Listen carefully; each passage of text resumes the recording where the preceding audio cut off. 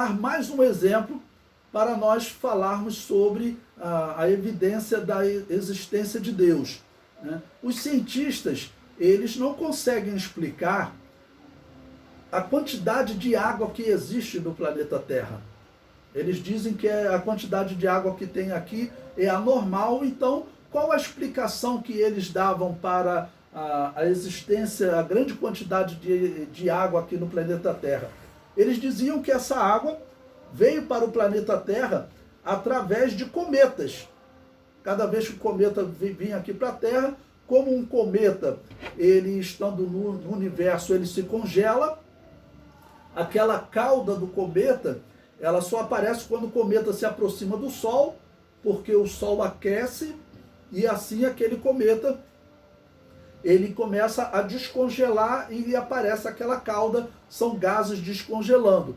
Então os cientistas falavam o seguinte, olha, nós vamos enviar uma nave, tá bom? E ela vai pousar em um cometa, vai extrair água desse cometa e trazer para a Terra, e nós vamos provar a teoria evolucionista sobre a origem da água. Pois bem, eles fizeram isso, você pode procurar na internet, eles deram até um nome sugestivo para essa sonda, tá bom? Por quê? Eles chamaram essa sonda com o nome de uma das maiores descobertas da arqueologia, né? E chamaram essa sonda de Rosetta. Por quê?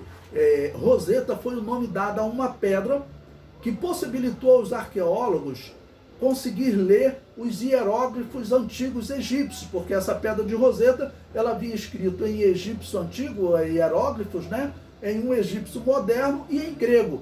E como você tinha hieróglifo em grego, então eles conseguiram entender o que eram aqueles símbolos, né, egípcios. Então eles falaram, olha, essa sonda, ela vai trazer, né, uma resposta muito importante para nós.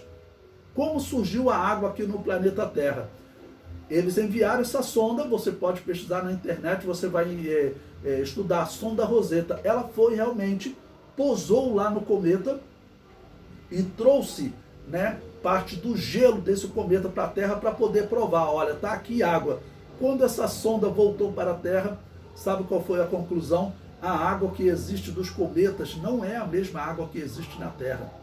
Então piorou a situação. Antes eles tinham um problema para explicar como que tantos cometas tivessem trazido tanta água para o planeta Terra, já que nós sabemos que 3/4 do planeta é coberto por água. Como tanta água veio parar no planeta Terra? Então eles falaram, não, foram muitos cometas por milhões de anos. Olha, agora está provado que inclusive as águas dos cometas não podem ter sido a origem da água na Terra. Então os homens têm muitas coisas que eles não conseguem responder. Eles não conseguem responder como surgiu uma célula viva, porque hoje, através de telescópio, eles conseguem ver como funciona uma célula. E a ciência diz que a célula é como uma grande indústria funcionando para transformar os nossos alimentos em energia. Uma célula, ela funciona como uma grande indústria, fazendo diversas mudanças, né, no nosso alimento para transformar ele em energia. E como que isso pode ser obra do acaso? Então nós estamos testemunhando diversos avanços científicos que estão, na verdade, testemunhando que o universo necessita de um Criador, né? A ordem que nós temos nesse mundo requer um Criador, e definir como os ateus definem que nós estamos aqui como um grande golpe de sorte, que não existe nenhum Criador. Na verdade, a ciência não conseguiu e jamais vai conseguir enterrar Deus. Na verdade, o que a ciência faz a cada dia para aqueles que têm olhos para ver, como diz a Bíblia Sagrada, têm ouvidos para ouvir, né? Aqueles que realmente conseguem pensar sem uma exigência da ciência de querer dizer que não existe um Criador. Todos que conseguem pensar, eles testemunham que existe um Criador. Assim se converteu Francis Collins e escreveu esse livro, Um Ateu Garante Deus Existe, e também Anthony Flew, que escreveu o livro Um Ateu Garante Deus Existe.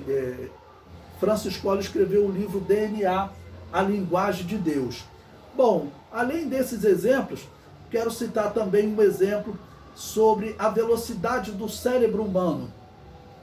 Se você pesquisar na internet, você vai encontrar uma comparação que foi feita entre o cérebro humano, um processador chamado i7, que é um processador Intel dos mais rápidos. Existe o i9, mas ainda não está em muito uso. Então, comparar com o i7 e com um supercomputador, o maior computador que o ser humano já fez, que a IBM fez, chamado The Blue.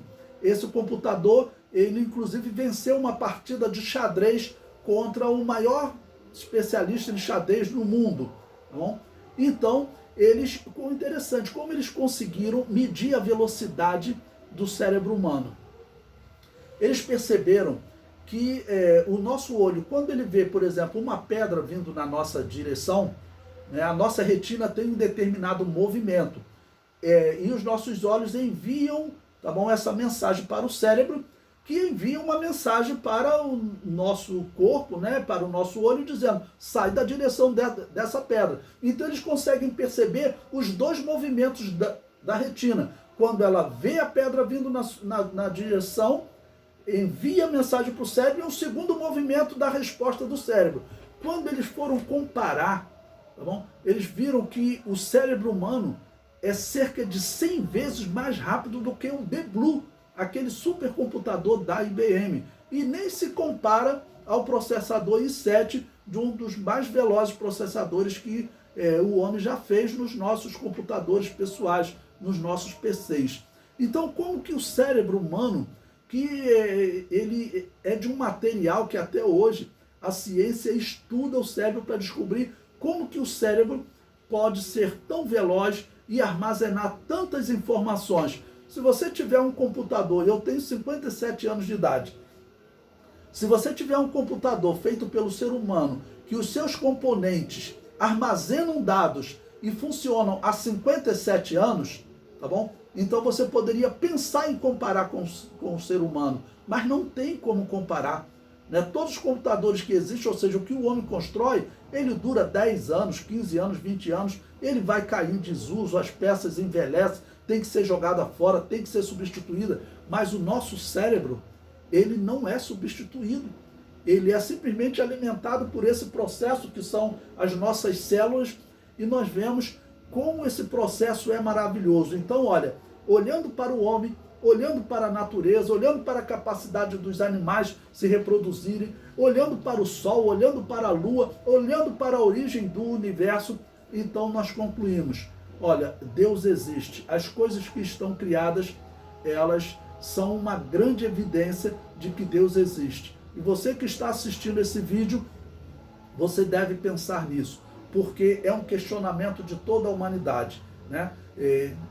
Qual será o nosso futuro? O que acontece após a morte? A Bíblia declara que Deus preparou uma vida eterna para o homem. Enquanto Satanás trouxe o mal, trouxe o pecado e interrompeu a comunhão entre Deus e o homem, olha, Deus, ele preparou uma maneira de você reatar a sua comunhão com Deus, através de Jesus Cristo, através da sua morte na cruz.